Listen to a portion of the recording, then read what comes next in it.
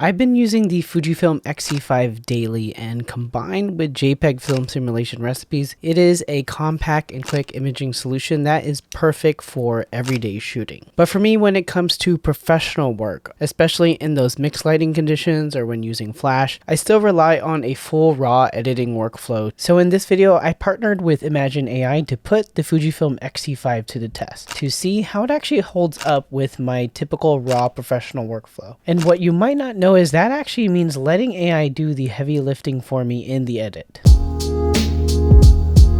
As no surprise, the X-E5 works really well for portraits. You're getting the same sensor and autofocus performance as the Fujifilm X-T5, so the image quality, the autofocus is not going to be a surprise, but in this case, you're getting a smaller rangefinder style body that allows you to stay connected with your subject. So what exactly do I mean by that? Well, because the EVF is off to the left side over here, you can actually have your face still exposed and you're not hidden behind the camera, which is something that I love. Your subject doesn't have to just look at just the camera, but they can see your facial expressions. They can see when you're talking, and you can even look at them and connect with them at a more emotional level. Unfortunately, this session didn't go according to plan, but it wasn't the Fujifilm X-E5's fault. It was weather. So we were supposed to shoot outdoors for this portrait session, but it ended up raining the whole day. So I had to pivot and I had to find a different studio space for us to shoot last minute and make it all happen. Experienced pros, you will know that this happens quite a bit, a lot more than we'd like it to happen. But thankfully, we got the portraits done. And because of this kind of rainy day session, we actually got to put the X-E5 in a more rigorous test when it comes to indoor portraits using window light, which is a lot less than sunlight, and then also having some mixed lighting because of the ambient lighting, and then also some flash work.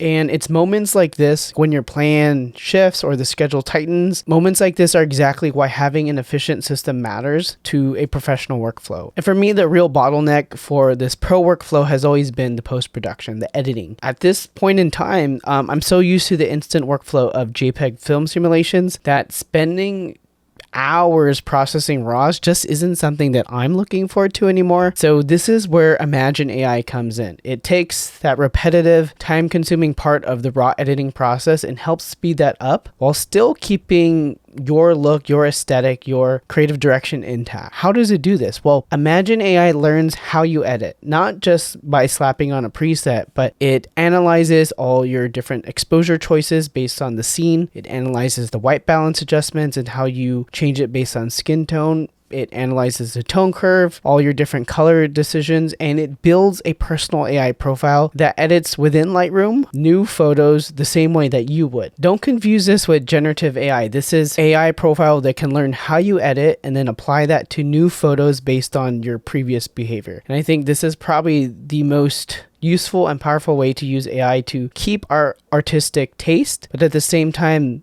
allow us to save time behind the computer so we can continue to create and photograph and connect with the larger community. So when I was shooting weddings full time, Imagine AI was actually a big game changer for me for reducing my editing time and getting back more time to spend with my family. Even though I use this tool a lot, I want to show you how it all works from scratch. So I'm going to start from the beginning and we're going to create a new profile. So for this session, I'm using my personal AI profile built from my RAW preset, which is called Powell. And this is the same look that I use for weddings and portraits, which basically it has natural colors with a slight nod to films, a little bit of fade, but not too much. And it focuses mostly on balancing the skin tones to be accurate, but still have a little touch of warmth. And just a quick note here, in order to train a full personal profile like mine, you're going to need a minimum of 2,000 edited photos, 2,000 edited raw photos that already look a way that you want it to be so that it can learn those types of edits. But if you're newer to editing or you don't have that many images yet, there's still a really easy way to get started as well. So you can create what's called a light profile. And basically you can upload any Lightroom preset that you're already using, or you can choose from one of the built-in talent profiles available on Imagine AI, or you can even purchase a look that you like from another photographer on the profile shop. Many ways that you can get started to get this type of workflow advantage. But before we get to editing, culling, which is the process of selecting the images that we want to edit and deliver, is probably the most difficult part of it all, I think, because you have to start with like a ton of images and whittle them down and sort through a lot of duplicates because you're really trying to get the right shot for your client. And it can be tiring to have to pick through a ton of similar images and curate the best set. Luckily, Imagine now has its culling studio that can help tackle this task. And this is pretty helpful considering the tight turnaround needed for these portraits that I have here. It automatically will remove blinks or blurs or duplicates, and it can recognize faces and group similar compositions together. And now it even has a feature where you can actually tell it exactly how many photos you want to keep if you're going for a target number. Once I've culled down the set, I send the catalog over to Imagine for editing, and it usually processes the photos in, kind of like 1 photo per second. It's super fast. And when it's finished, all the edits sync straight back into Lightroom. And as you can see, the edits right here, like honestly, I probably could just deliver them right now. Most everyday people wouldn't be able to tell the different nuances that would change based on these AI edits, but it pretty much nailed the look. And you can see the power of the X-E5 shooting in these mixed lighting conditions, with the window light and the tungsten indoor lights and even some flash work. I'd like to note that everything that you see here is still totally editable. It's not baked in like a JPEG film simulation recipe. The exposure, the color, the crop, and even, most importantly, the white balance is still something that I have full control over and I can adjust. But Imagine just handles the repetitive part of making sure that the exposure, the contrast, and the white balance are all cohesive to previous editing that I've done. They're all cohesive as a set, and if there's any nuances that are changing in white balance or exposure, it's making them all balanced. So now let's take a deeper look just to see how it did with the edits. Usually one thing I check is for consistency across, a sequence of images, and we can see everything looks very consistent in terms of exposure, white balance, skin tone. A good test to see is also how it goes across like different lighting scenarios.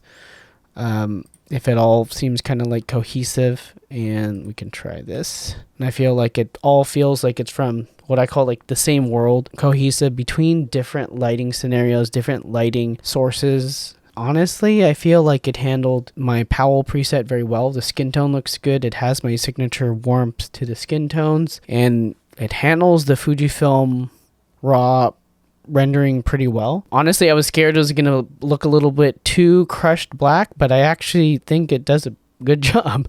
So I can always adjust from here. So I'm going to make a few snapshots here though. So we're going to make a snapshot for Imagine, and then let's reset it real quick to do raw, unedited.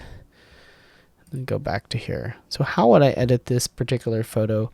I think what I'm missing a little bit is like the shadow tonality is a little bit missing. So I might drop the highlights down just a little bit, and let's check out not the shadows. Let's see. Okay. All right. And then let's check to see the white balance, how they got it. Honestly, that's pretty perfect.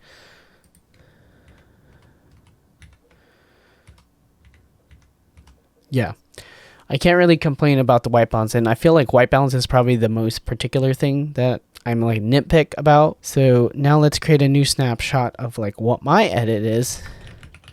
And then we can go to Imagine, my edit. It's like a minor change to kind of like the exposure, because I think it overexposed the skin a little bit too much, which this is melanated skin, so we want to make sure we get some of the color back. Not too many notes here.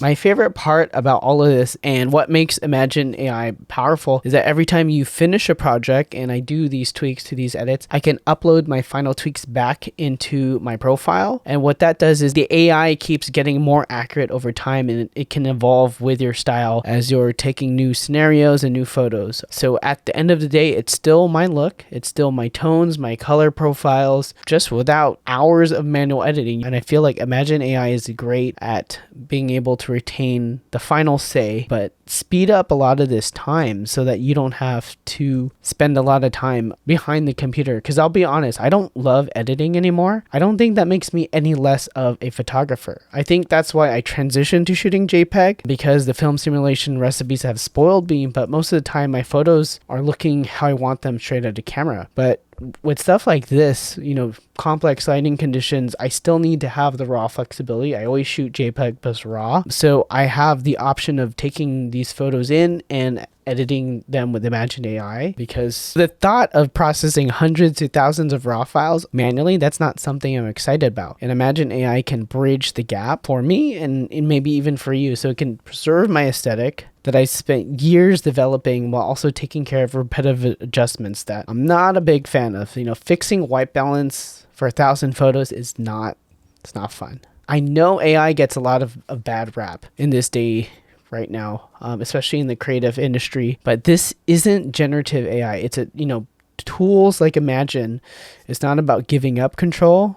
For me, it's about building a workflow that supports everything else that I have in my life. So family life, spending time with my kids. I don't want to give that time up. So I like to get some of that time back by making my workflow more efficient. So if you're like me and you like shooting with JPEG most of the time, but you still need that raw flexibility for those larger shoots, Imagine is the perfect middle ground. So I definitely recommend giving it a try. Honestly, I'm contemplating creating a raw preset for Reggie's portrait to be able to live in Imagine AI. So if you're interested in that, please let me know in the comments. And if you want to see how Imagine AI can fit into your workflow, use the link below to get 1,500 free edits and test it out with your own images.